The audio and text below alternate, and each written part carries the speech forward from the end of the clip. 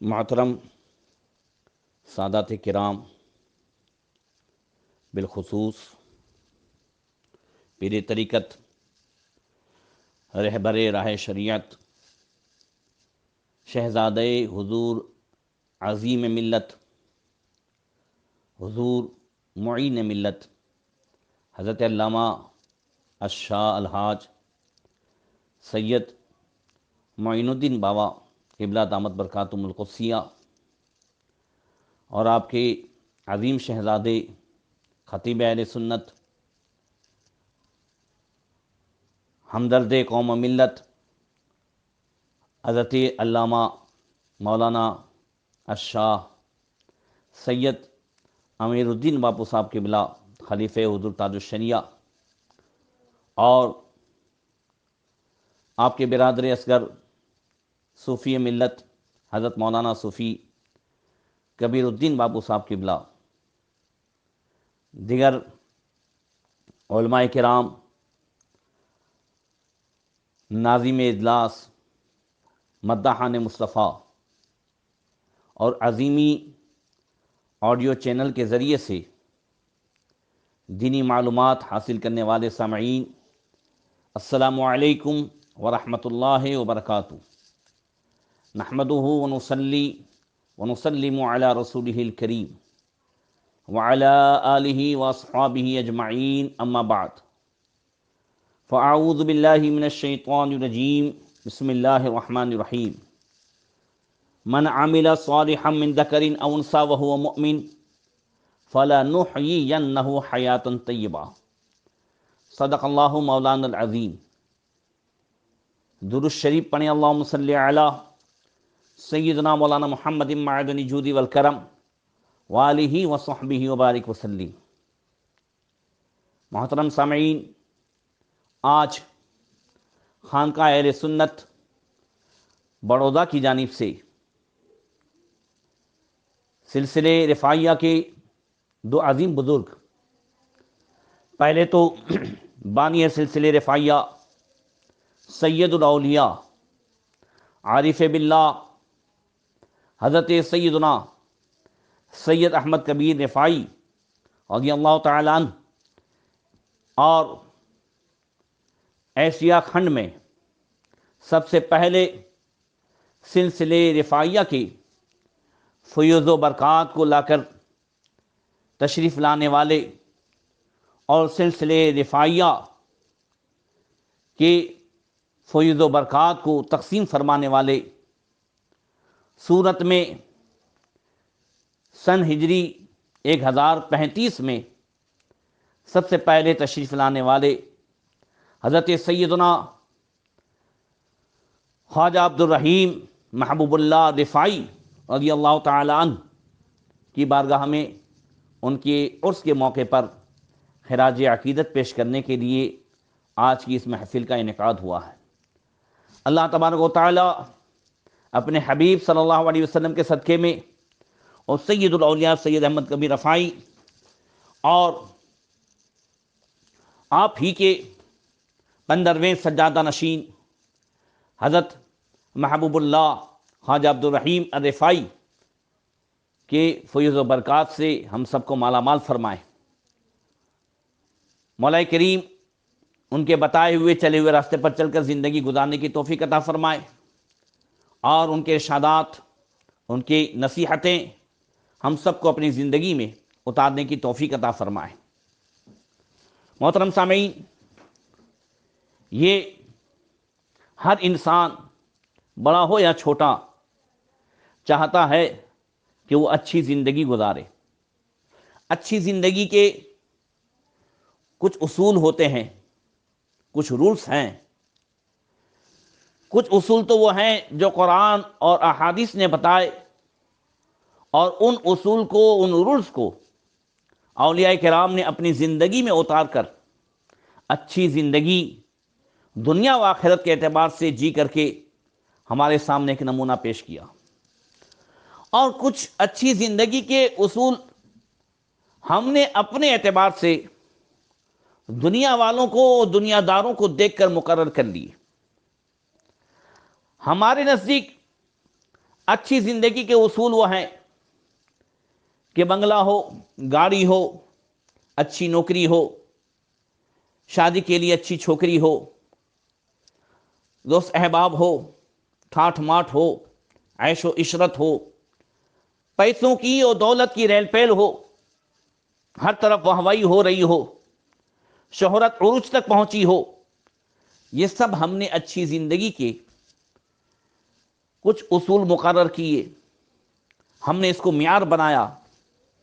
مگر انہی معیار کے تحت ہم دیکھتے ہیں کہ دنیا میں بہت سارے ایسے لوگ جو ان سارے معیاروں پر اتر رہے ہیں مگر وہ اچھی زندگی سے بہت دور ہیں.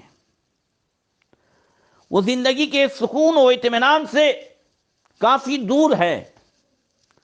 آپ دیکھیں، خالی جاپان والوں کو دیکھ لیں. آج جاپان والوں کے پاس کیا نہیں ہے؟ اخلاق، کردار، کیریکٹر، ساری اچھی عادتیں جو اسلام نے، قرآن اور حدیث نے اور سنت مبارکہ نے جو پیش کی تھی، آج وہ ساری عادتیں انہوں نے اپنا لی ہیں. جاپان میں تقریباً 30 سال سے مرڈر نہیں ہوا ہے، ایسا سننے میں آ رہا ہے. وہاں چوریوں کی واردات بہت کم ہوتی ہے، نہ کہ برابر. کوئی اگر لاکھوں کروڑوں روپیہ راستے پہ رکھ دے تو کوئی اٹھاتا نہیں ہے. اور کام اتنا کرتے ہیں کہ وہاں کے راشٹرپتی کو اپیل کرنی پڑتی ہے کہ کچھ آرام کر لیں. ایک دوسرے پر مرے جاتے ہیں. اخلاق، کردار، وہ ساری چیزیں اپنائے ہوئے ہیں. مگر اس کے باوجود یہ خبر بھی آتی ہے کہ جاپان میں مہینے میں تقریباً 2000 لوگ خودکشیاں کرتے ہیں. تو جب پیسہ بھی ہے، مال و دولت بھی ہے، ساری چیزیں ہیں، اچھی زندگی کے جو اصول ہم نے مقرر کیے ہیں وہ سب ان لوگوں کے پاس ہے، تو یہ پھر اتنی خودکشیاں کیسے؟ 2000 موتیں، یہ تو کورونا سے بھی جو 1 مہینے میں نہیں ہو پا رہی ہے، تو یہ اتنی خودکشیاں کیوں ہو رہی ہیں؟ اس کی وجہ یہ ہے کہ ان کے پاس عیش و عشرت کے سارے سامان تو ہیں، سب کچھ ہے، مگر سکون دینے والی جو چیز ہے، ایمان کی دولت اور اللہ کی یاد، وہ نہیں ہے. اللہ کی یاد میں اطمینان ہے، اللہ کی یاد میں سکون ہے. ان کی روحوں کو چین نہیں ملتا ہے، جسم کو آرام مل رہا ہے، نفس کو خوشیاں حاصل ہو رہی ہے، مگر روح کو جو سکون ملنا چاہیے وہ سکون اس لیے نہیں ہے کہ ان کے پاس ایمان کی دولت نہیں ہے، ان کے پاس اللہ کی یاد کی دولت نہیں ہے. اللہ اکبر. ایک طرف ان کی زندگی کو دیکھیں اور ایک طرف جنہوں نے دنیا کے بنائے ہوئے یہ سارے اصول و رولز کو الگ کر دیے. نہ ان کے پاس عیش و عشرت کا سامان ہے، نہ بنگلہ ہے، نہ گاڑی ہے، نہ کچھ ہے، مگر ان کا دل ایمان اور اللہ کی یاد سے معمور ہے. تو وہ دنیا میں بھی اچھی زندگی گزار رہے تھے اور آج قبروں میں بھی اچھی زندگی گزار رہے ہیں.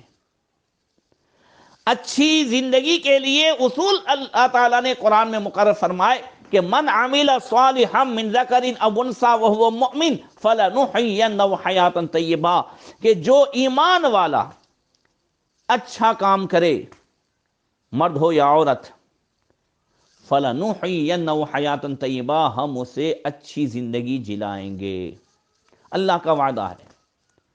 تو پتا چلا کہ اچھی زندگی کے لیے، مومن کے لیے اچھی زندگی کے لیے اصول ہے اچھے اعمال. سب سے پہلے ایمان اور اچھے اعمال. اور اچھے اعمال کے لیے ضروری ہے اچھا ماحول، اچھی تعلیم و تربیت اور اچھے دوست کا ہونا.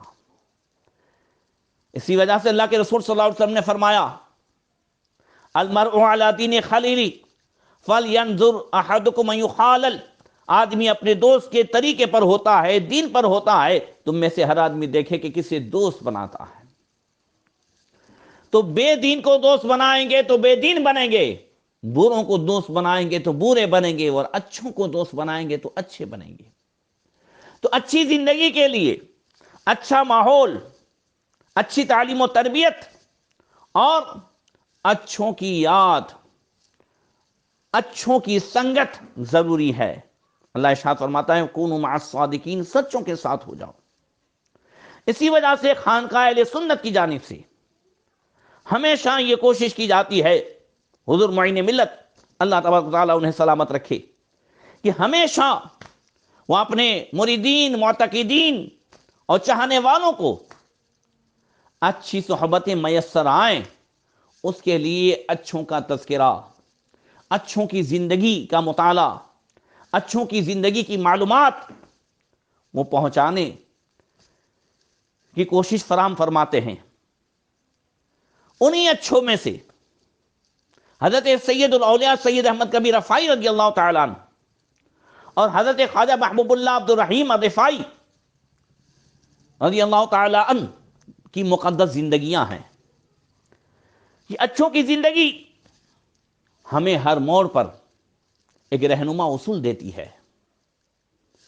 حضرت سید الاولیاء سید احمد کبیر رفاعی رضی اللہ تعالیٰ عنہ، جن کا نام احمد بن علی بن یحییٰ بن حازم بن علی بن رفاع ہے، اپنے اجداد کرام کی مناسبت سے وہ رفاعی کہلائے۔ سید الشہداء امام حسین رضی اللہ تعالیٰ عنہ کی اولاد میں سے ہیں۔ سید الاولیاء سید احمد کبیر رفاعی کی کنیت ابو العباس ہے، اور مسلک کے اعتبار سے آپ شافعی ہیں۔ حضرت سید احمد کبیر رفاعی کے والد ماجد سیدنا علی بن یحییٰ کا نکاح بڑے مشہور بزرگ حضرت سیدنا منصور بطحائی رحمۃ اللہ تعالی علیہ کی ہمشیرہ آپ کی بہن سے ہوا تھا، جو نہایت پرہیزگار خاتون تھی، اور انہی کے مبارک وطن سے 15 رجب المرجب سن ہجری 512 اور 1 نومبر عیسوی سن 1118 میں حضرت سید احمد کبیر رفاعی رضی اللہ تعالیٰ عنہ کی ولادت پاک ہوئی۔ سید احمد کبیر رفاعی رحمۃ اللہ تعالیٰ علیہ کی عظمت کا اندازہ اس سے لگائیں کہ ابھی آپ پیدا نہیں ہوئے تھے، اس سے پہلے تاج العارفین حضرت ابو الوفا محمد بن محمد کاکیس رحمۃ اللہ تعالیٰ علیہ کا گزر سید احمد کبیر رفاعی کی بستی ام عبیدہ گاؤں کے قریب سے ہوا۔ تو حضرت تاج العارفین بلند آواز سے کہنے لگے السلام علیک یا احمد۔ مریدوں نے عرض کی حضور ہم نے تو کسی احمد کو نہیں دیکھا۔ آپ نے ارشاد فرمایا وہ اس وقت اپنی ماں کے پیٹ میں ہے، میری وفات کے بعد پیدا ہوں گے، ان کا نام احمد رفاعی ہوگا، اور روئے زمین کا ہر عبادت گزار ان کے سامنے عاجزی سے پیش آئے گا۔ اور سید احمد کبیر رفاعی رحمۃ اللہ تعالی علیہ کی عظمت کا اندازہ اس سے بھی لگائیں کہ آپ کی پیدائش سے 40 دن پہلے آپ کے ماموں حضرت سیدنا عارف باللہ حضرت شیخ منصور بطحائی رحمۃ اللہ تعالی علیہ کے خواب میں آقائے دو جہاں احمد مجتبیٰ محمد مصطفیٰ غائبدار نبی صلی اللہ تعالی علیہ وسلم تشریف لائے اور فرمایا اے منصور 40 دن کے بعد تیری بہن کے بطن سے ایک لڑکا پیدا ہوگا، اس کا نام احمد رکھنا، اور جب وہ کچھ سمجھدار ہو جائے تو اسے تعلیم کے لیے شیخ ابو الفضل علی قاری واسطی کے پاس بھیج دینا، اور اس کی تربیت سے ہرگز غفلت نہ برتنا۔ اللہ اکبر۔ یہ خواب میں آقا کریم صلی اللہ علیہ وسلم نے بشارت بھی عطا فرمائی، اور سید الاولیاء سید احمد کبیر رفاعی رحمۃ اللہ تعالی علیہ کی تعلیم و تربیت کی تاکید بھی فرمائی۔ کس کو تاکید فرمائی؟ حضرت سید احمد کبیر رفاعی کے ماموں کو۔ حالانکہ حضرت سید الاولیاء جب پیدا ہوئے اس وقت آپ کے والد ماجد حضرت علی بن یحییٰ حیات تھے، تو حضور والد کے خواب میں آ کر کے تاکید کیوں نہیں فرماتے ہیں؟ اس لیے کہ ہم نہیں جانتے، غیبدار نبی جانتے تھے کہ جب حضرت سید الاولیاء سید احمد کبیر رفاعی تعلیم و تربیت کی عمر کو پہنچیں گے تو ان کے والد کا وصال ہونے والا ہے، اور تعلیم و تربیت کی پوری ذمہ داری ماموں کے سر پر آنے والی ہے۔ اس وجہ سے حضور نبی کریم صلی اللہ تعالی وسلم سید احمد کبیر رفاعی کی پیدائش سے 40 دن پہلے آپ کے والد کو نہیں ماموں کو بشارت بھی دے رہے ہیں اور تعلیم و تربیت کی تاکید بھی فرما رہے ہیں۔ سبحان اللہ، اس سے بڑھ کر کے اور کیا؟ لوگ کہتے ہیں یہ نہیں جانتے وہ نہیں جانتے، اعلیٰ حضرت فرماتے ہیں اور کوئی غائب کیا تم سے نہا وہ بلا، جب نہ خدائی چھپا تم پہ کروں درود۔ اللہ اکبر۔ حضور شہزادے حضور معین ملت سید امیر الدین بابا قبلہ صاحب کی توجہ چاہوں گا کہ آقا کریم صلی اللہ تعالی علیہ وسلم کی بارگاہ میں تعلیم و تربیت کی اہمیت کا اندازہ اس سے لگائیں، اور ہم سب اپنے بچوں کی تعلیم و تربیت کی طرف توجہ دیں کہ نبی کریم صلی اللہ تعالی علیہ وسلم حضرت شیخ منصور بطحائی کو تاکید فرما رہے ہیں کہ ان کی یعنی سید احمد کبیر رفاعی کی تعلیم و تربیت سے غفلت مت برتنا۔ حالانکہ مادرزاد ولی ہیں، تاج العارفین حضرت ابو الوفا جب سید احمد کبیر رفاعی ماں کے پیٹ میں ہیں اور سلام کر رہے ہیں، ادھر ہم سلام کر رہے ہیں، اور میں نے یہ بھی پڑھا ہے کہ پیدا ہونے کے بعد حضرت سید الاولیاء سید احمد کبیر رفاعی جواب بھی دے رہے ہیں۔ اللہ اکبر۔ مگر اس کے باوجود تعلیم کتنی ضروری ہے، یاد رکھیں آج ہم اس سے کافی دور ہو گئے۔ ہمارے بچے تعلیم و تربیت سے اتنے دور ہو گئے کہ انہیں یہ بھی نہیں معلوم ہے اسلام میں کیا صحیح ہے اور کیا کرنے سے ہمیں گناہ ہوتا ہے، نیکی کیا ہے، بدی کیا ہے، اچھائی کیا ہے، برائی کیا ہے۔ بہت ان سب چیزوں سے دور ہو گئے۔ ارے کون سا کام اسلامی تہوار کہلاتا ہے اور کون سا اسلام کے خلاف ہے؟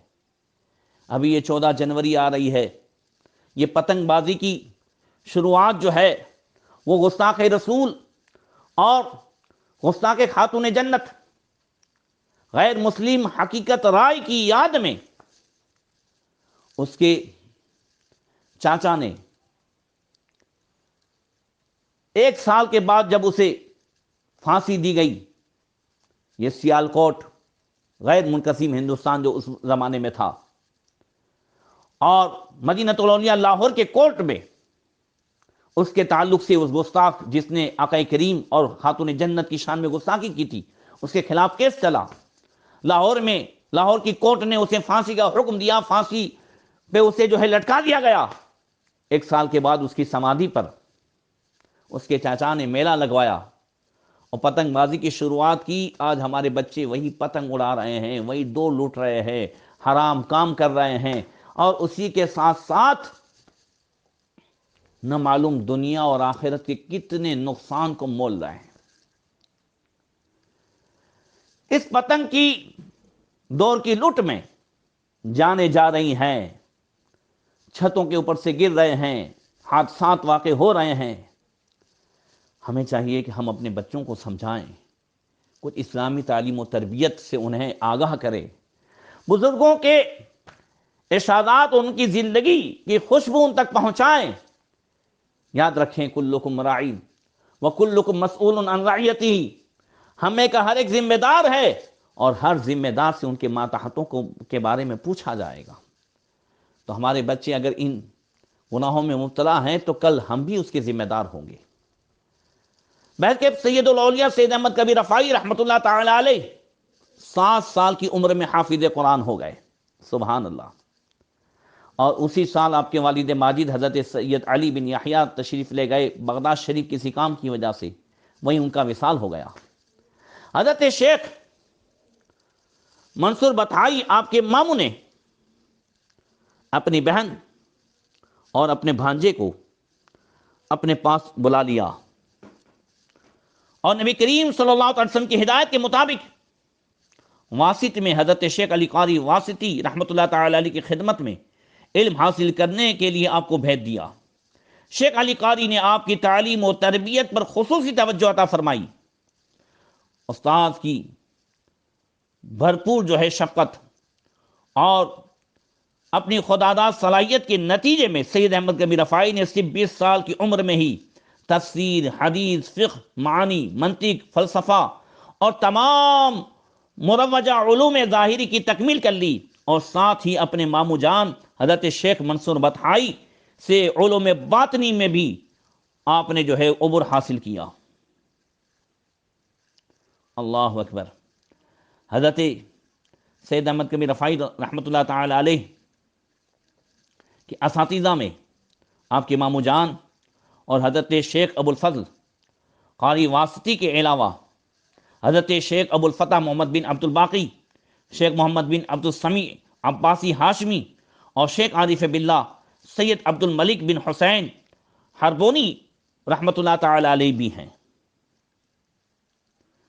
حضرت سید الاولیاء سید احمد کبیر رفاعی رحمۃ اللہ تعالی علیہ کی مبارک زندگی میں یوں تو ہر لمحہ، اللہ اکبر، یہ ہمارے لیے نمونِ عمل ہے، اور آپ کی مبارک زندگی کا اندازہ اس سے لگائیں کہ پیران پیر، روشن ضمیر حضور سیدنا شیخ عبد القادر جیلانی غوث اعظم دستگیر رضی اللہ تعالی عنہ سے جب جو ہے پوچھا گیا تو حضور غوث پاک رضی اللہ تعالی عنہ نے ارشاد فرمایا، جب غوث پاک سے پوچھا گیا حضرت سید احمد کبیر رفاعی رحمۃ اللہ تعالی علیہ کے تعلق سے، تو آپ فرماتے ہیں کہ احمد کبیر کا اخلاق عین قرآن اور سنت کے مطابق ہے، اور اس کا دل اللہ کے ساتھ لگا ہوا ہے، اور اس نے جو ہے سب کچھ چھوڑ کر سب کچھ پا لیا ہے۔ اللہ اکبر۔ یعنی رضا الہی کی خاطر کائنات کو چھوڑ کر کائنات کے بنانے والے رب کو پا لیا، اور جب رب مل گیا تو سب کچھ مل گیا۔ اللہ اکبر۔ اندازہ لگائیں کہ ان کے اخلاق، غوث پاک فرماتے ہیں، سر تا پا شریعت اور قرآن و سنت کے عین مطابق ہے۔ حضور سید الاولیاء سید احمد کبیر رفاعی رحمۃ اللہ تعالی علیہ کی اخلاق اور ان کے اعمال کے تعلق سے جب پیران پیر روشن ضمیر یہ گواہی عطا فرمائیں تو پھر ان کی عظمت کا اندازہ کون لگا سکتا ہے؟ یوں تو سید الاولیاء سید احمد کبیر رفاعی کی زندگی میں ہر لمحہ، ہر کام قرآن و سنت کے مطابق، مگر کچھ کام ایسے بھی ہیں جو عین رسول اللہ صلی اللہ علیہ وسلم کے فرمان کے مطابق اور حضور کی سنت کے مطابق ایسے پائے جاتے ہیں جو ہم بہت کم لوگوں میں پاتے ہیں۔ اس میں سے خاص کر کے سید الاولیاء سید احمد کبیر رفاعی رحمۃ اللہ تعالی علیہ کو جس کام میں مزہ آتا تھا وہ ہے مخلوق خدا کی خدمت۔ ایک مرتبہ سید الاولیاء سید احمد کبیر رفاعی ایک جگہ راستے پر کھڑے تھے۔ ایک صاحب نے پوچھا، حضور آپ کو کہیں جانا ہے؟ کہا نہیں۔ کہا کوئی کام ہے؟ کہا نہیں۔ کہا آپ یہاں کیوں کھڑے ہیں؟ اللہ اکبر۔ ارشاد فرماتے ہیں کہ گزشتہ کل میں نے دیکھا کہ ایک نابینا کا گزر یہاں سے ہوا، اور یہاں پہ اس کو ایک ٹھوکر لگی جس سے اسے چوٹ آئی۔ مجھے اندازہ ہوا کہ یہ اس کے گزرنے کا وقت ہے، تو میں یہاں پہ کھڑا ہوں کہ اسے ہاتھ پکڑ کر کے اس کے منزل تک پہنچا دوں۔ کہنے والے نے کہا، حضور اس طرح تو ہماری بستی میں بہت سارے نابینا ہیں۔ کہا میں کوشش کروں گا کہ اکثر کو ان کی منزل تک پہنچاؤں۔ کہا اس طرح آپ پریشان ہو جائیں گے؟ کہا نہیں، مجھے ان کاموں میں مزہ آتا ہے۔ اللہ اکبر۔ سید الاولیاء سید احمد کبیر رفاعی بیماروں کی عیادت پرسی کے لیے تشریف لے جاتے، ان کے کام کرتے، ان کے کپڑوں کو دھو دیتے، ان کے بستر کو صاف کر دے، اور جب کہیں باہر سے تشریف لاتے تو ام عبیدہ بستی میں جانے سے پہلے باہر ہی آپ ایک رسی نکالتے اور لکڑیاں جمع کر کے اس کی گٹھڑی بناتے، آپ ہی کی پیروی میں آپ کے مریدین میں ایسا کرتے۔ سید احمد کبیر رفاعی گاؤں میں جا کر جو بیوہ اور جو اپائی جو بوڑھے کہ جو لکڑیاں نہیں کاٹ سکتے، نہیں لا سکتے، ان کے گھر پہنچاتے تھے، ان کے گھر جا کر کے سودا پہنچاتے، ان کے گھر میں کام کاج کرتے۔ اللہ اکبر! یہ مخلوق خدا پر وہ رحمت۔ اور اسی طریقے سے سید الاولیاء سید احمد کبیر رفاعی رحمۃ اللہ تعالی علیہ جانوروں پر بھی شفقت فرماتے۔ اللہ اکبر! جانوروں پر بھی۔ ایک مرتبہ ایک خارشی کتا جسے کھجلی ہو گئی تھی، لوگوں نے اسے بستی سے نکال دیا، تو سید الاولیاء سے احمد کبیر رفاعی رحمۃ اللہ تعالی علیہ نے اس جو ہے کتے کے لیے بستی کے باہر ایک شامیانہ لگایا، اس کے نیچے اسے رکھا اور اس کی دوائی کراتے، اسے کھلاتے، اور جب وہ اچھا ہو گیا تو اسے نہلایا اور فرمایا اب جو ہے میں تیری خدمت سے چھٹی پا گیا۔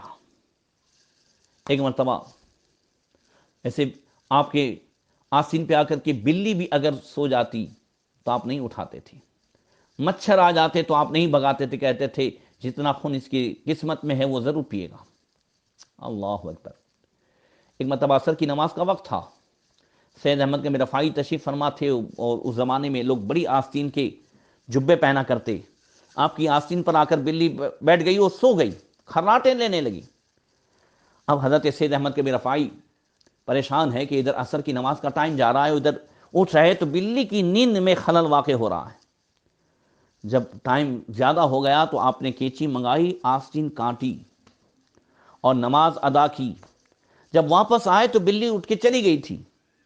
آپ رونے جیسے ہو گئے، عرض کی مولا تو جانتا ہے کہ میں نے اسے تکلیف نہیں دی ہے، مولا اگر پھر بھی میری وجہ سے کوئی تکلیف ہوئی ہو تو مجھے معاف فرما۔ اور پھر مغرب بعد آ کر کے بلی آپ کی گود میں بیٹھ گئی تو آپ کو اطمینان ہوا کہ الحمدللہ بلی مجھ سے ناراض نہیں ہے۔ ذرا سوچیں آج ہم کس طریقے سے اپنے بھائیوں کو تکلیفیں دیتے ہیں، آج ہم کس طریقے سے اپنے رشتہ داروں کو تکلیفیں دے رہے ہیں، کبھی ڈی جے کی آواز سے، کبھی جو ہے پٹاخوں کی آواز سے، کبھی سیٹیاں بجا کر کے۔ جبھی 14 جنوری کو ہمارے مسلمان بھائی بھی چھتوں پہ چل جائیں گے، اور پھر اس کے ساتھ وہ سیٹیاں، وہ گانے باجے، نہ بیماروں کا خیال ہے اور نہ ہی جو ہے کمزوروں کا ہمیں خیال ہے۔ اللہ اکبر! یہ سید الاولیاء سید احمد کبیر رفاعی رحمۃ اللہ تعالی علیہ کس طریقے سے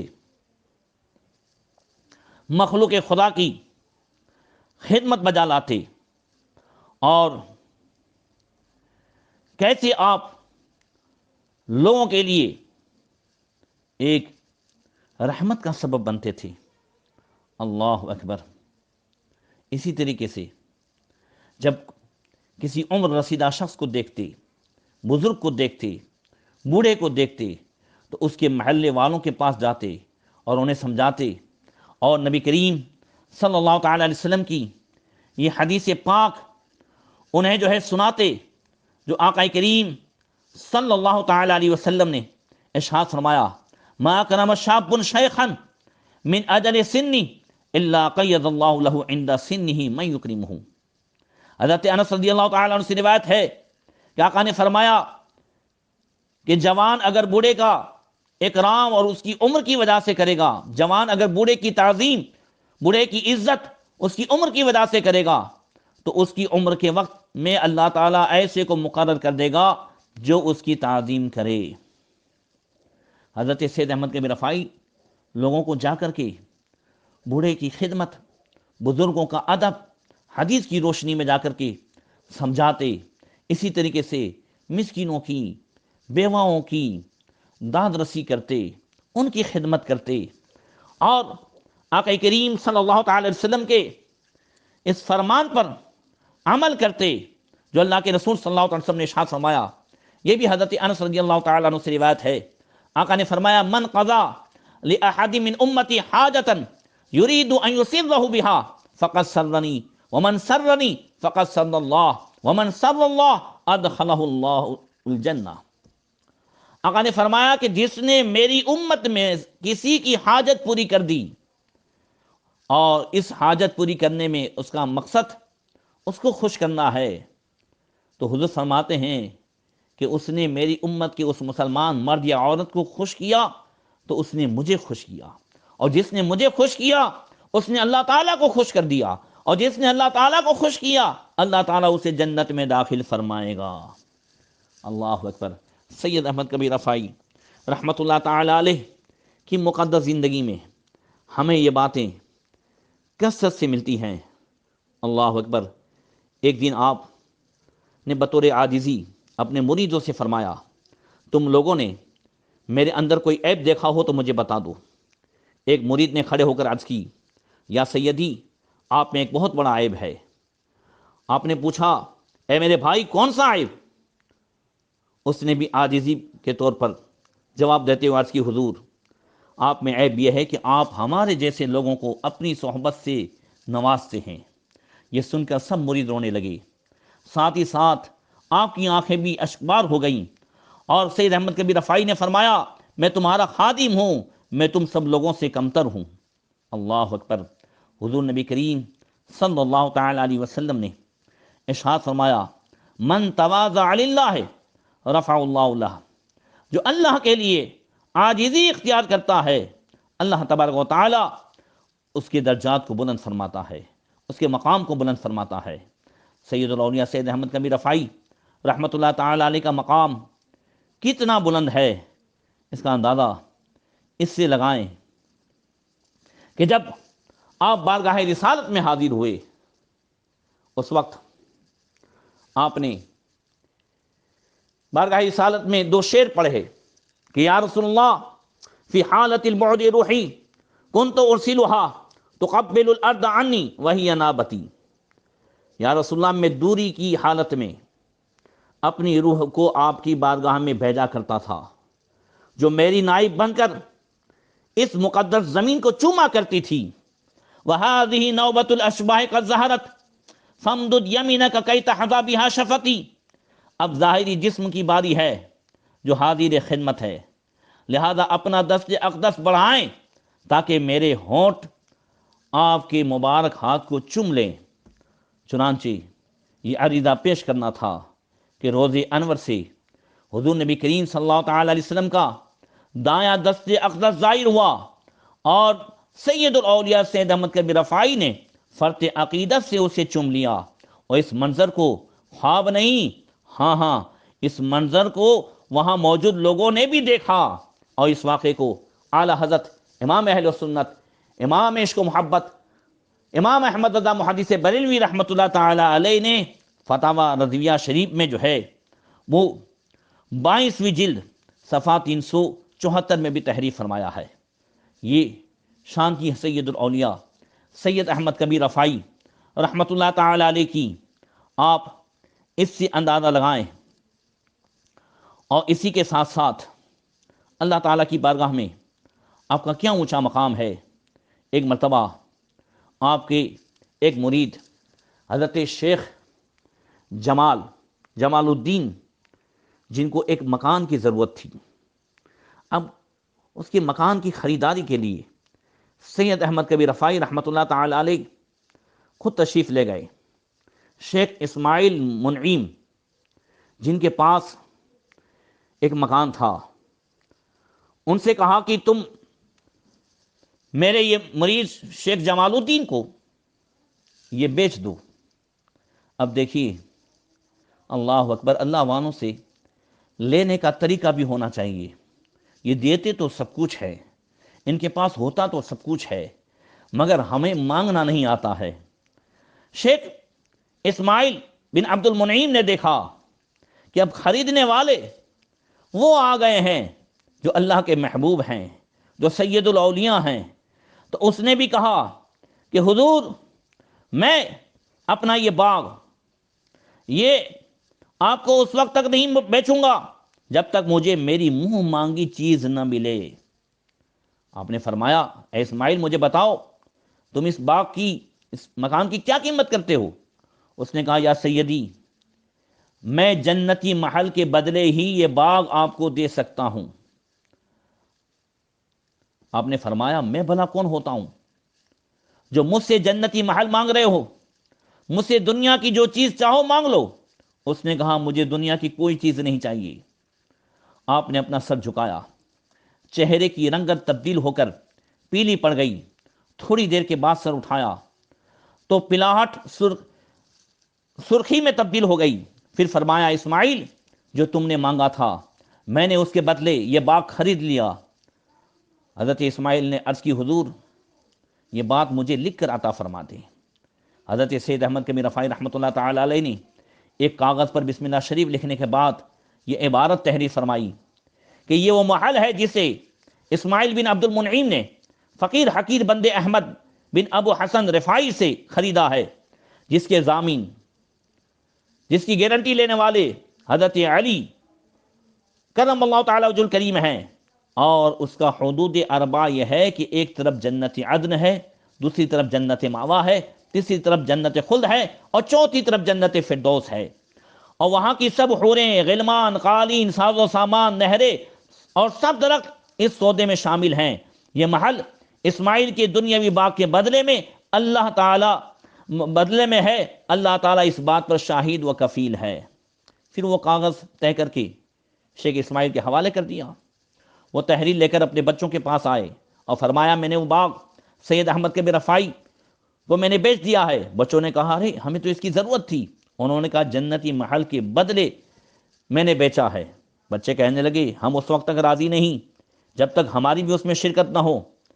تو انہوں نے کہا خوش ہو جاؤ، یہ ہم سب کا باغ ہے، اس میں تمہاری بھی شرکت ہے جنت کے باغ میں۔ اس کے بعد وہ باغیچہ سید جمال الدین سید احمد کبیر رفاعی کے مرید کے حوالے کر دیا۔ اور کچھ مدت کے بعد شیخ اسماعیل کا انتقال ہوا تو انہوں نے انتقال سے پہلے اپنے بیٹوں کو وصیت کی کہ یہ تحریر میرے کفن میں رکھ دینا۔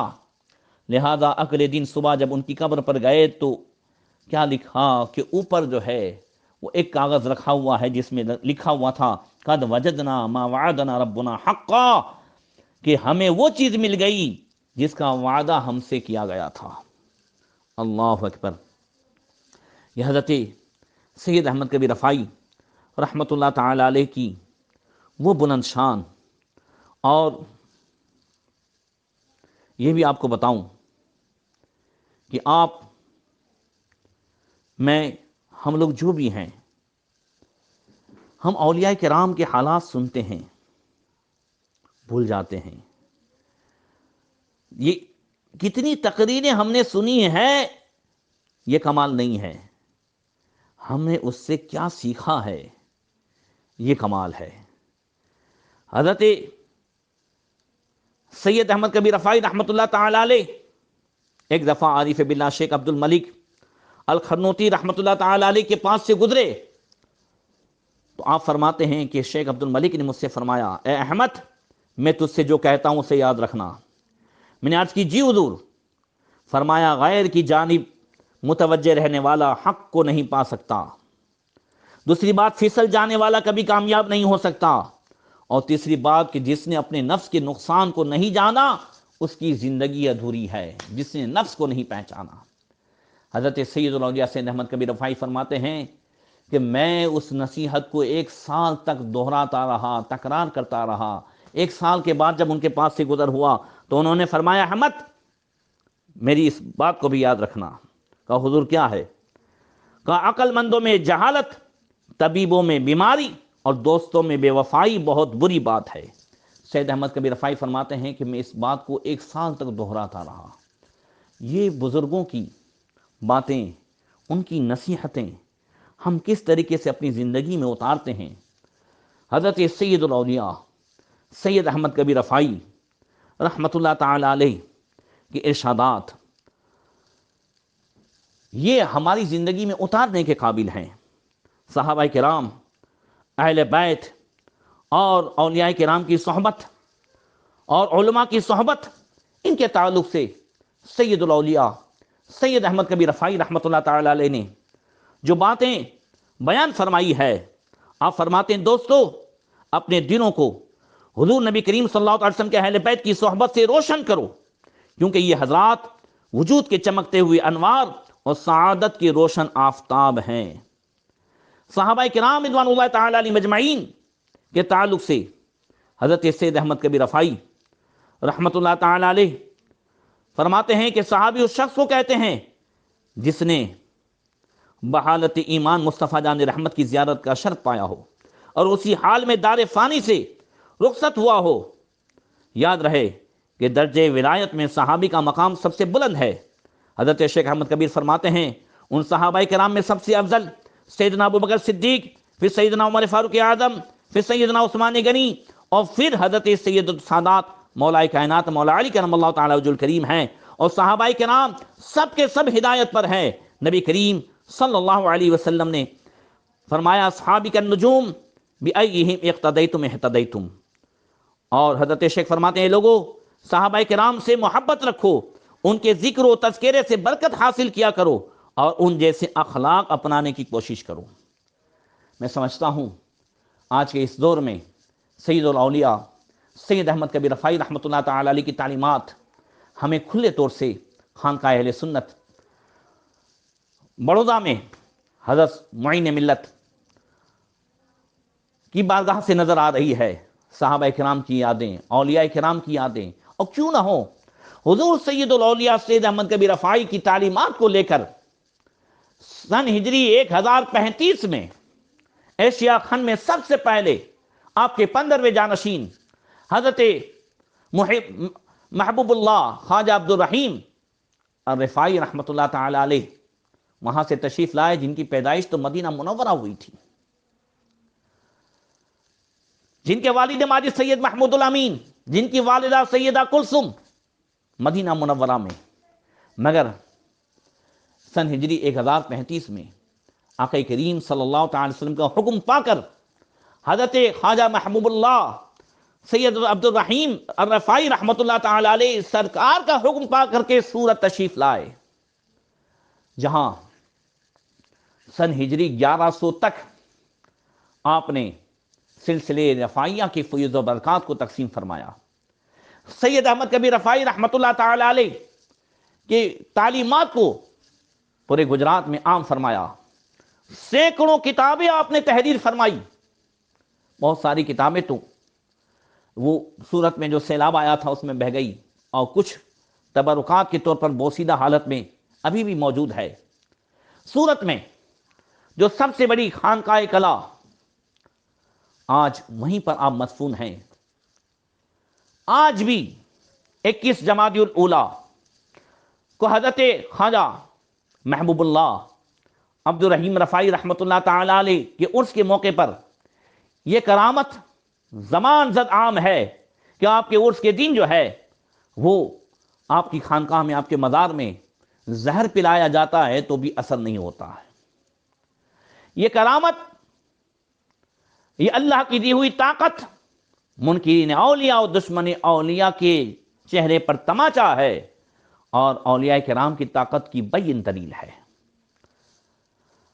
حضرت سیدنا محبوب اللہ عبد الرحیم الرفاعی رحمۃ اللہ تعالی علیہ کا وصال سن ہجری 1100 میں 21 جمادی الاولیٰ کو ہوا، اور آپ کے صاحبزادے، بڑے صاحبزادے حضرت سیدنا سید یوسف سیف اللہ رحمۃ اللہ تعالی علیہ خانقاہ کلا صورت میں اس کے سجادہ نشین ہوئے، اور آپ کے بعد سے لے کر اور سجادہ نشین ہوتے رہے۔ سن ہجری 1374 تک 1374 میں سید سلیم اللہ رفاعی سجادہ نشین ہوئے، 1441 تک بڑے اچھے شفیق تھے۔